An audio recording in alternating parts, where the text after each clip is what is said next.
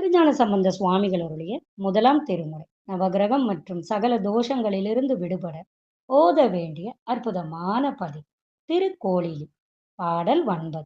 நாணமுடை வேதியனும் நாரணனும் நன்னவுனா தானுயனை ஆளுடையா தன்னடியார் கண்புடைமை பாணன் இசை பக்திமையால் பாடுதலும் பரிந்தளித்தான் கோணலிலம் பிறை சென்னி கோளிலியம்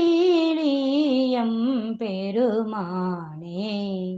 பாடலின் பொருள்: 5 தலைகளில் ஒன்றை இழந்ததால் நாணமுற்ற வேதியனாகிய பிரம்மனும் திருமாலும் அணுக முடியாத நிலைத்த பொருள் ஆனவனும் என்னை அடிமையாக உடையவனும் தன் அடியவர்களுக்கு அன்பு வடிவானவனும் பானபத்திரன் பக்திமையோடு பாட பரிவோடு அவனுக்கு அருள் புரிந்தவனுமான வளைந்த பிறை மதியை சென்னியில் சூடிய திருக்கோளிலிவாழ் எம்பெருமான் சிவபெருமான் இவனே ஆவான். திருச்சிற்றம்பலம்.